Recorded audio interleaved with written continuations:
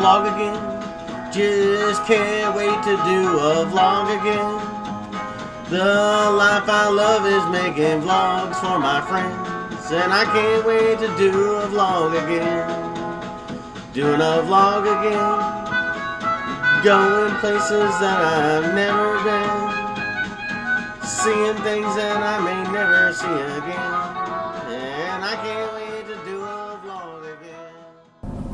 Hello everyone and welcome back to The Top Vloggers. As always, I am High and Mighty Joe, hanging out with the lovely cat and Aaron in the back, and we are headed to the Greentown Glass Museum. It should be a really fun and exciting vlog. I hope you guys enjoy it. We'll see you there. This week's adventure brings us to the Greentown Glass Museum. Let's go inside and take a look.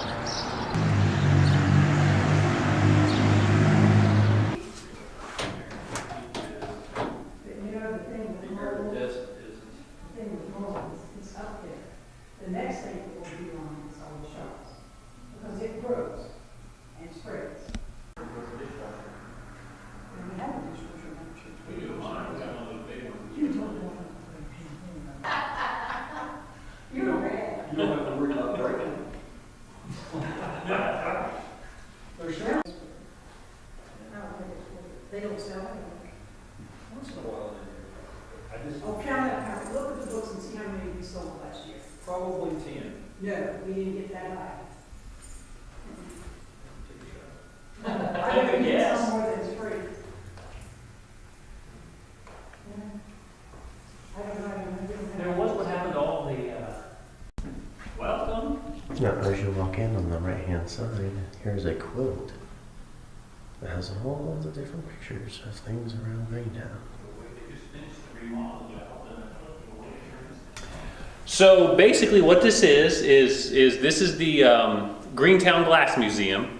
The glass that was produced at or the Greentown glass, or what's officially Greentown glass, was actually glass that was pressed by the Indiana Tumbler and Goblet Company.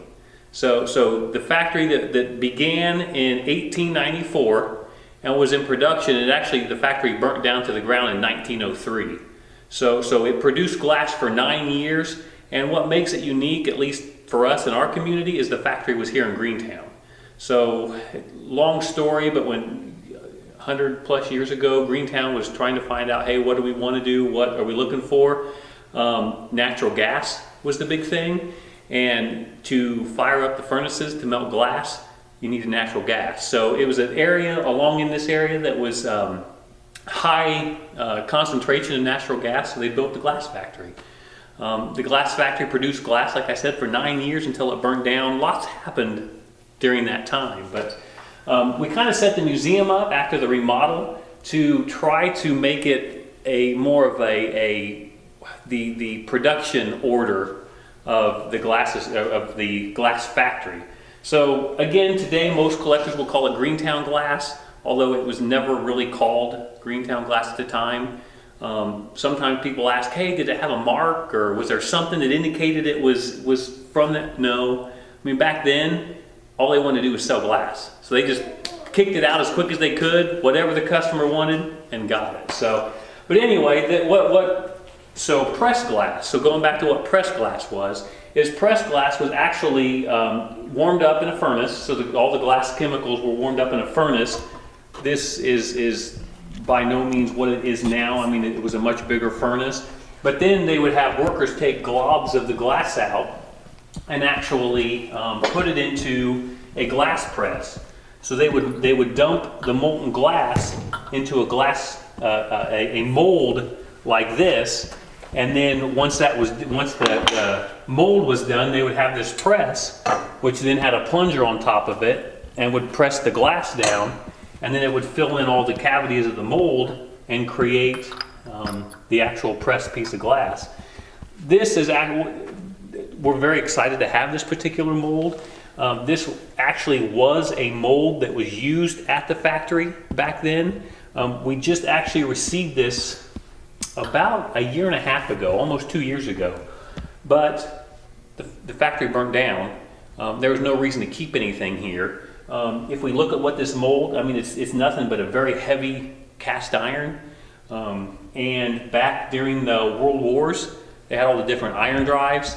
Well, we believe that most molds were probably recycled into whatever they needed for the war.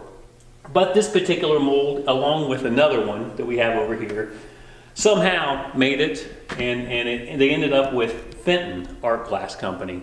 Fenton was in production. They actually just closed down a few years ago, but apparently had hundreds, maybe thousands of molds in their mold areas. And this is just one of them that they actually came across that truly did belong to the factory here in Greentown. So we were pretty excited to get an actual original mold back. But this is actually what the press looked like. I mean, it was they would press the glass out. Again, they tried to kick it out as quick as possible. So pretty excited. We were pretty excited to have all these pieces together. So is there only 2 known molds then, the ones that you have left? Yes. Like, is that 2 of them that we know about? We suspect there might be, well, technically there would be 4 others for 2 pieces. The pieces each was a bottom and a lid, so that would be 2 molds per piece. We believe that those could possibly exist in a factory in New Jersey. The problem is getting to the factory. I mean, these molds are relatively small, but still the weight of this mold, it's probably, I would say, close to 100 pounds. The molds that we think could be there are probably 2 or 3 times this size, and they say we think we might have them. So the thoughts of going to a factory and digging through we've seen pictures of their warehouse, and it's shelf upon shelf of 200-300 pound molds. It's just we've not been able to look yet. But yes, that's correct. We believe that these are the only 2 actual molds from our factory that remain. And they probably made their way to other factories. Once this glass factory was in production, eventually in the very late 1800s, it became part of a larger glass factory, just consolidation. And so it wasn't unusual for those factories to share molds among the member factories. So probably that's how they would have gotten dispersed. Could there be others around? Very possibly. But again, there would have been no reason. The iron, probably the recycled value of it would have been probably more than what they would have been worth to keep. Again, they weren't pressing it for people for sentimental reasons. They pressed it because people wanted to buy it. So, right. But this just gives us an example of several of the tools that they would have used. This would have been one of the items that they would have picked up the glass with, and several of the tools that they would have worked the glass with. But it's pretty interesting to have all these pieces together. We see pieces like this. A good example is to just the unique design. And the question becomes, well, how would they have produced, all those, we call those fluting, but how would they produce that fluting? And then we were able to come across that tool to show when it was hot, it would have just kind of, and they set it on there, it would have kind of sunk and made that design in there. So it's kind of interesting to have all those pieces. So it's kind of like almost like another type of a mold. Yeah, basically. Yeah, exactly. And they actually, we can't necessarily see it with these designs, but this would be what was called the ring plate. And so this would have been sat on there, but it fits in there just right. Find the right direction. Anyway, it sits on there, but these ring plates actually had certain designs to them as well.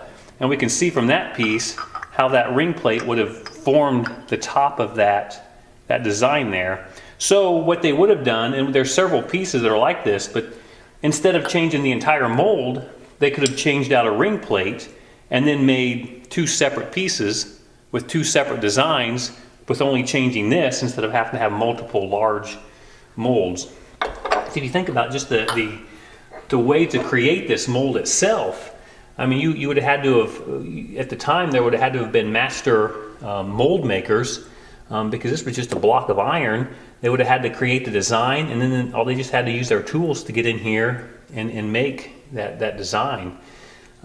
Number of molds that the factory in Greentown had, we're probably guessing it's probably in the 3,000 to 4,000 range, just by the number of pieces that we know that we believe to exist. So quite a large number of possible molds, and to think that they had a mold room that they set and designed each and every one of those molds. It's pretty amazing. Now, is Greentown glass a majority green? No. No. It really has nothing so it's kind of a misconception on the color, at very least. Much so. If you're out in the wild, you're going into antique stores looking for Greentown glass. We're looking for Greentown glass. Was it green? Well, it could be. There were some green glass made at the factory, but no, that is one of the ways that we can tell. Sometimes people, well, how do you know if it's Greentown?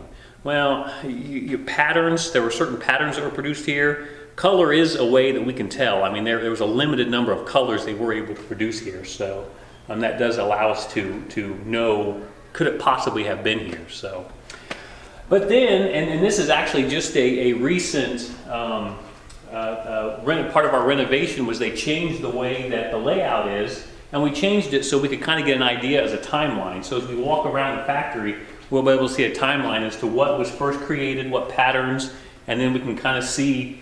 We'll be able to see how colors became more popular as time went on as well. But this right here was an old packing barrel.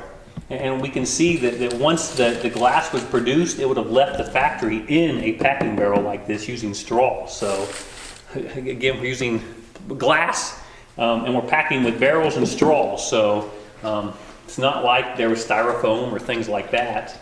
But this is how it would have left the factory, packed in barrels.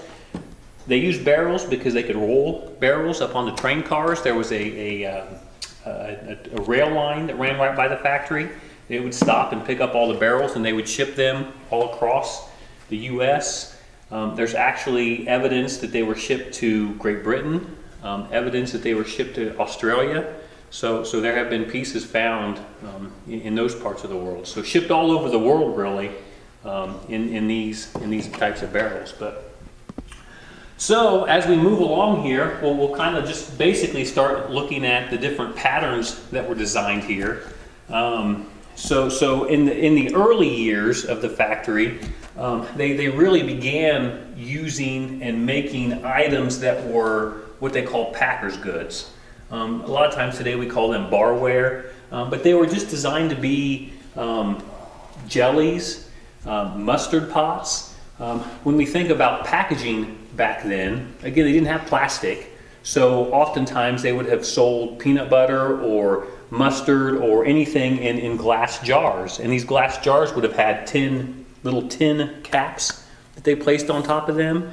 I'm sure there are some examples here in the museum, but I don't see any. So there was just a little tin cap that would have been placed on there, each of these pieces. But in the early years, that's what they produced were these packaged goods. And lots and lots of those over the years. This actually, what's interesting is this mold. We believe that this would have been the very first mold of the very first item that was produced at the factory. It's completely a coincidence that we have that piece, but it's believed that an item exactly like this one was after the furnaces were fired up. The first piece that was ever pressed was one of those. Is that true or not? I mean, it's hard to tell, but they didn't keep very good records back then. I was going to say it's a nice story. It's a nice story. Sounds good, right? doesn't it? It sounds good. Yeah, and actually, what's extremely exciting for Greentown glass collectors is back then the factories would have had catalogs printed, just like the old Sears and Roebuck catalog, and that's what they would have sent out for people to know and what they could order. It was always believed that one of those should exist, but one had never been found until recently, and we were actually just able to purchase that off of eBay. It came up for sale. The lady who was selling it, her husband was a paper collector. So he apparently had garages, barns just full of old paper. Her and her kids told him that we're getting rid of it, and it found its way to eBay, and we were able to purchase that. What's so exciting about that is it truly gives us actual evidence of what would have been produced here. Before that, the only evidence we would have is the old factory site, which is just down the road here a little bit. People would go out and dig And you can still, today, if you go out there and dig, you could pull up little pieces, little shards of glass, and we could see what, okay, this was that pattern and that particular item, which gave us an idea as to what was actually produced at the factory. So it was really, really exciting to find that catalog, and we're super excited. We're having it restored. We're going to have it reprinted, but we're in the process of doing that. So. And this is what the factory looked like? That is the factory. Yep, that's it.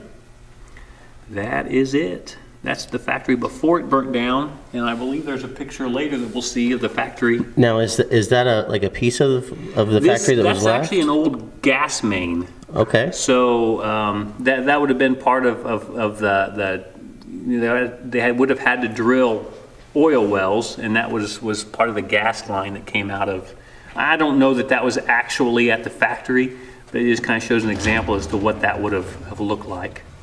The factory burned down in 1903.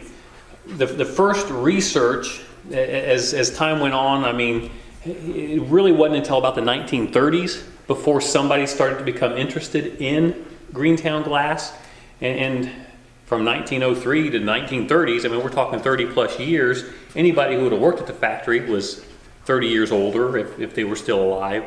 So it's really, I mean, we're still finding new things out, just like finding that catalog.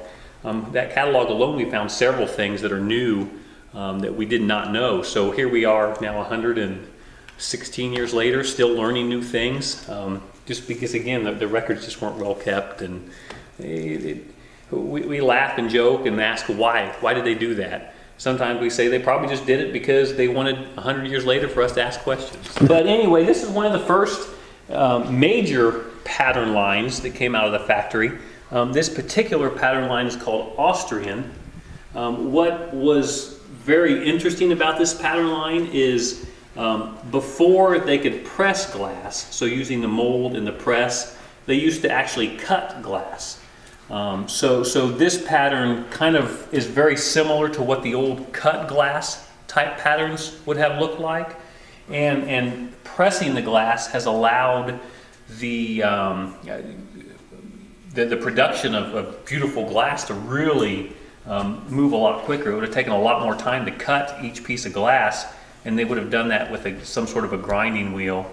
And then you can imagine just all the detail in these pieces, how long that would have taken.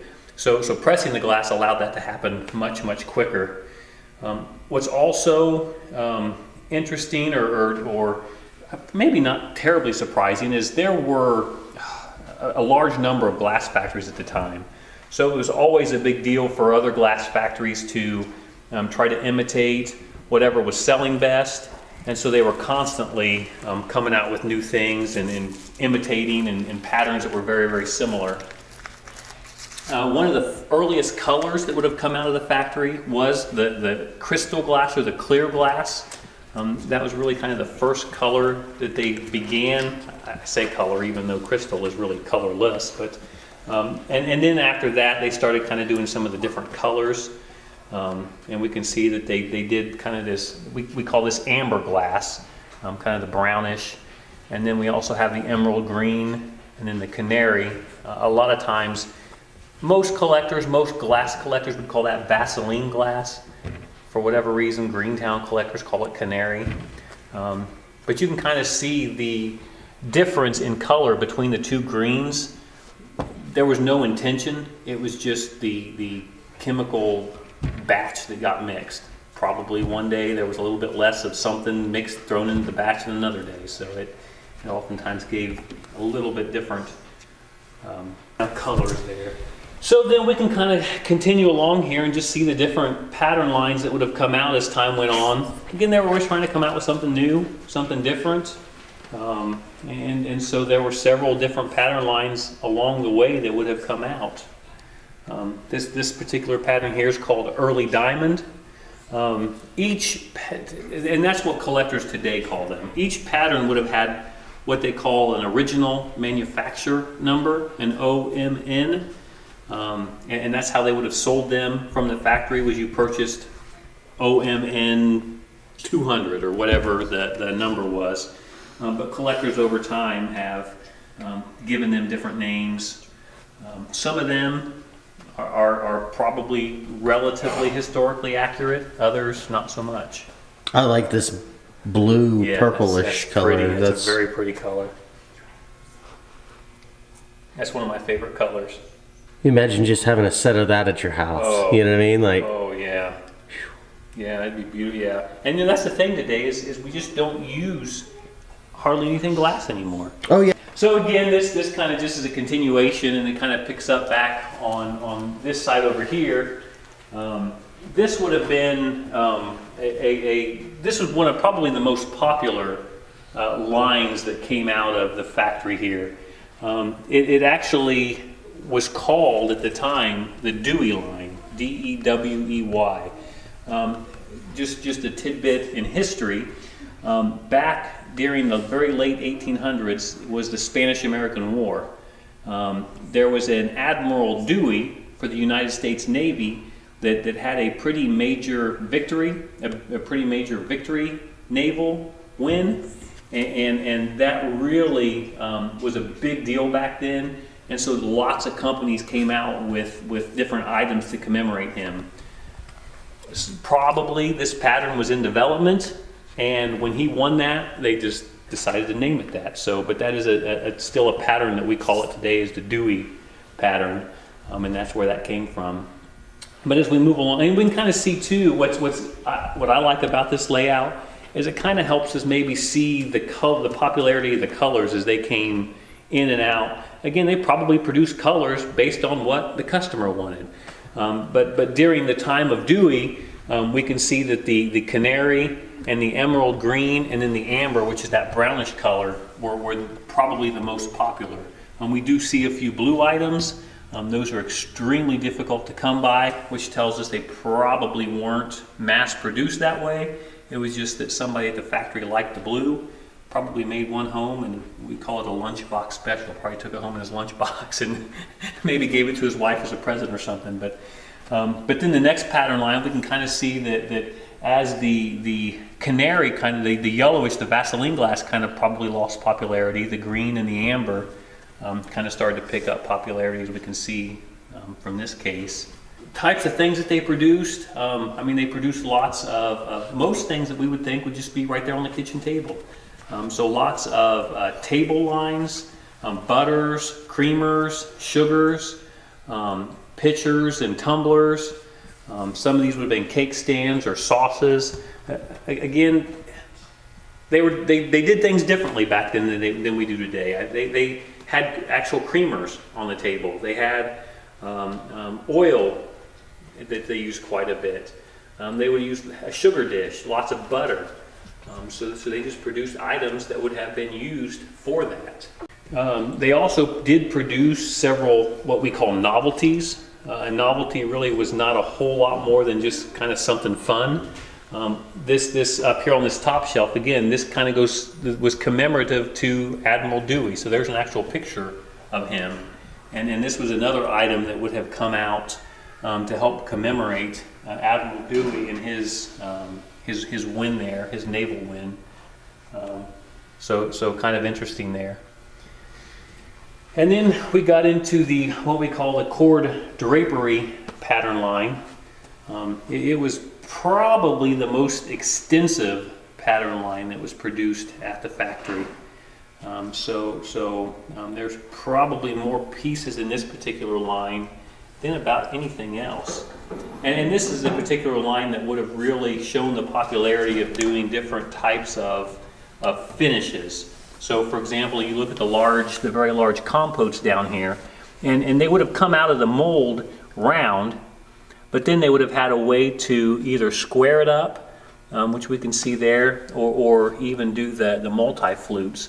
And again, it's just been a finishing touch, a way that they could just have created multiple items. Then, and probably what would have been the most substantial or the most important thing that ever happened in the Greentown factory, the Indiana Tumbler and Goblet Company, was the production of chocolate glass. So there was a glass chemist by the name of Jacob Rosenthal that came to the factory, and when he came, he perfected what we call the chocolate glass. That's this brown opaque glass. Probably, again, although we have no proof, it's believed that the factory in Greentown at the time, the oil wells were beginning to dry up. It was getting more and more difficult to continue to keep the natural gas coming to light the furnaces. However, the popularity of this chocolate glass was so great that production remained in Greentown. This chocolate glass, another little tidbit in history, was first sold at the Pan American Exposition in Buffalo, New York.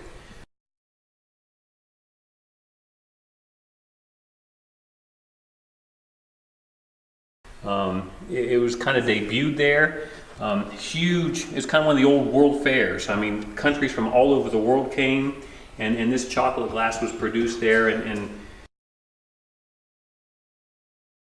apparently it was in such high demand from people buying it while at the World's Fair that the factory barely could keep up getting glass there. I mean, they shipped carload after carload to that exposition there in New York. But chocolate glass is very, it's I guess, very much attributed to Greentown.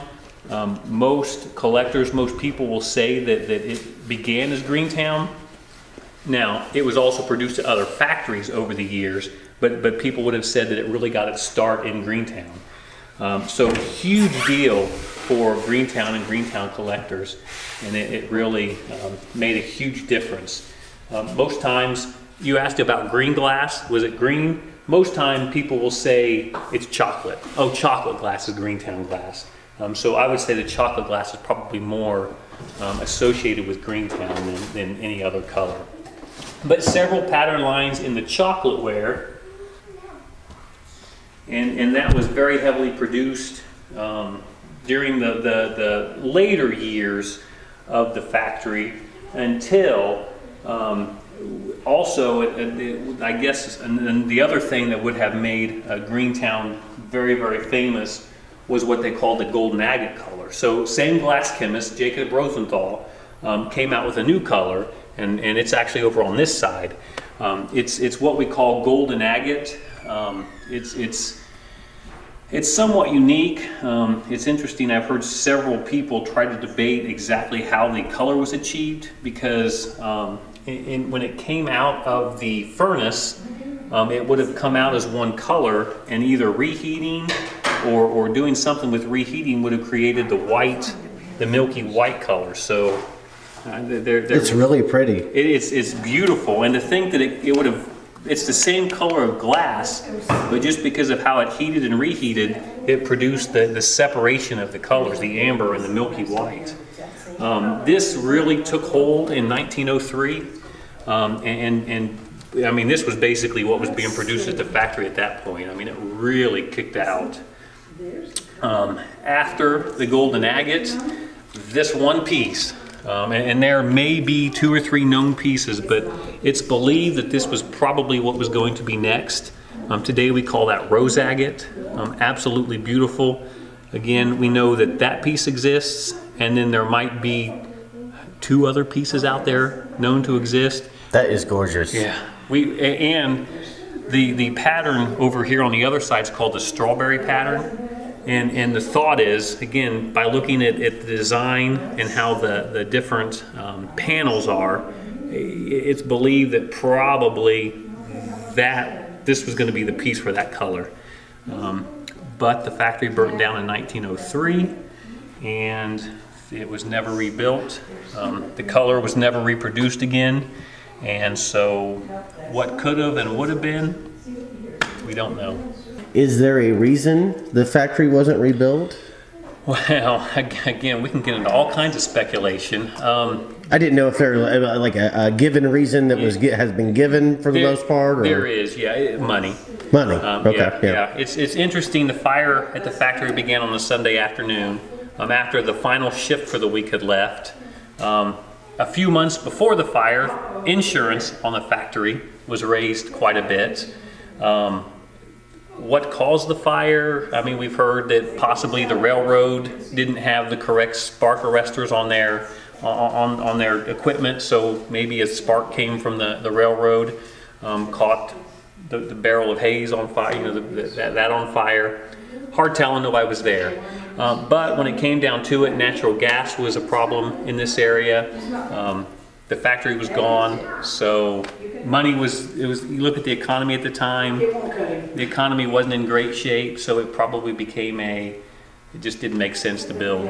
Then you had the Great Depression getting ready to hit not too long after that, so definitely it probably would have taken a hit then if they did rebuild. Correct. So it was probably a smart thing not to do. Really. Yes, and by the time. So in the late 1800s, many glass factories combined under the National Glass Company, of which the Indiana Tumbler was one of those. And this is a guess. I mean, we have the numbers, but there were probably 20 companies that came together. And as the years went by, they started getting rid of the lower producing companies.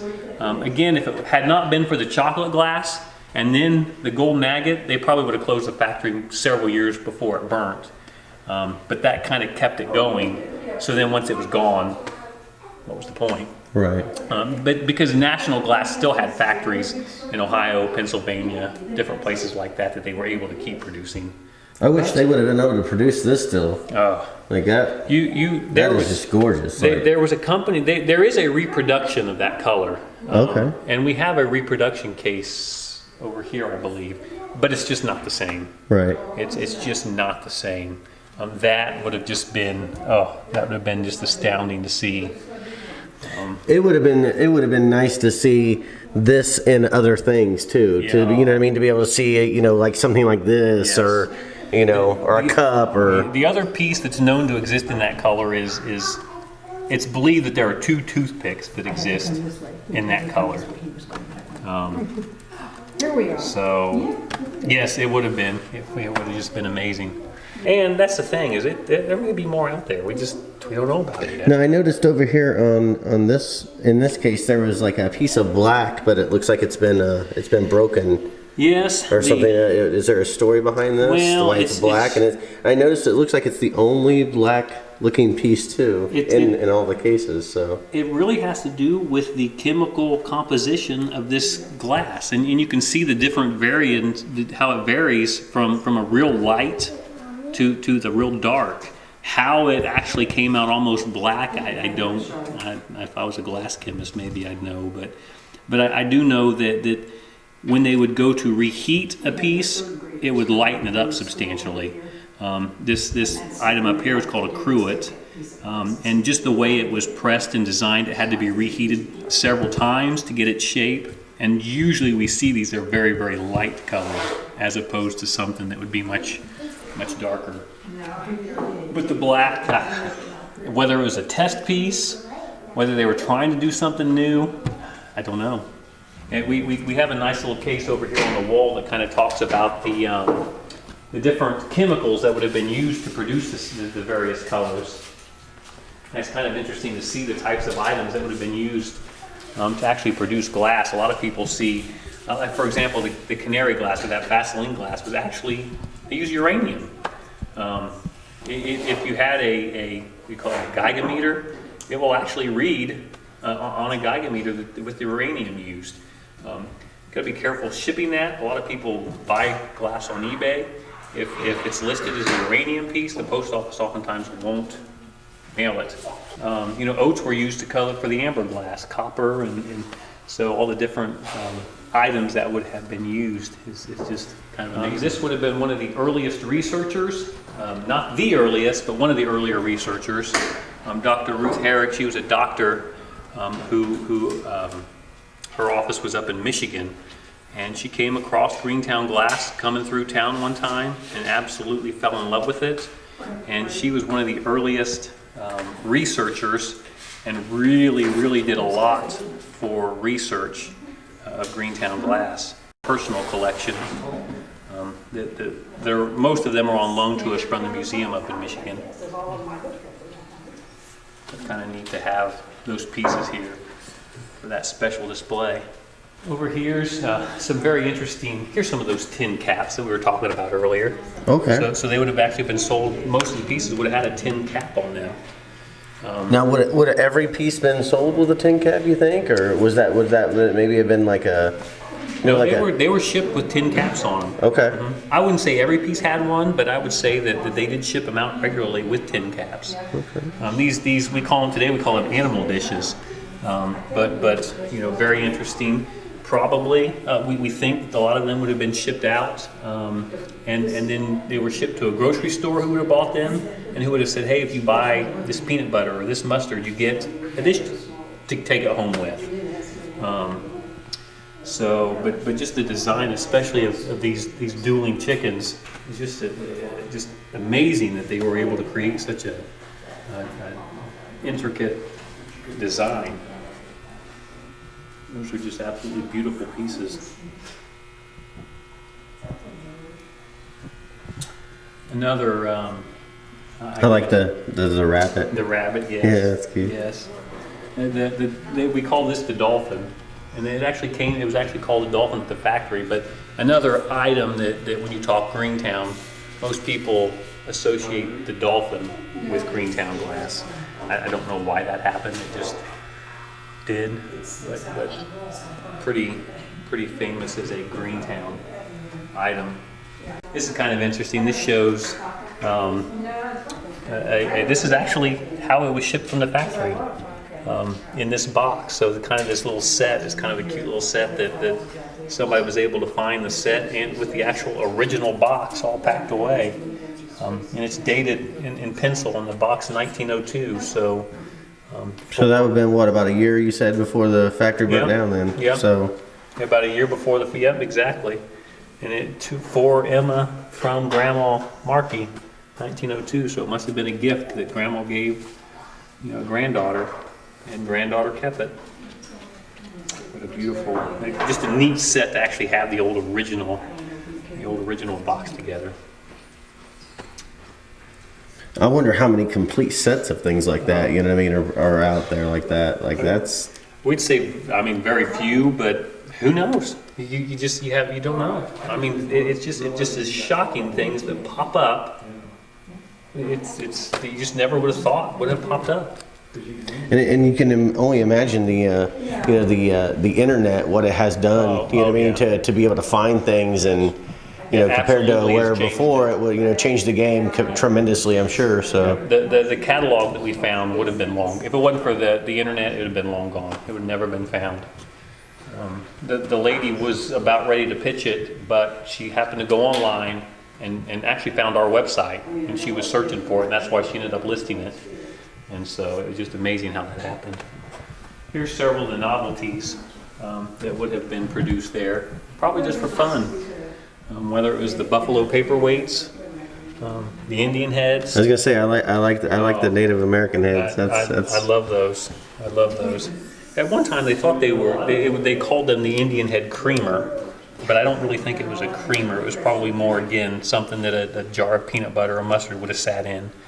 I was gonna say this one seems like it has like a lid or something, so it may have had like a creamer or something in it. I mean, I guess you could have put anything in it that you wanted, really. Yeah. So absolutely, and very few lids survive. If you kind of look at how the handle is, it would have not have been much grabbing a hold of that. Right. And wet, it would have been very, very slick. So probably over time, most of them have been broken over the years, but there's still some of them you can find with the lids on there. These are cool.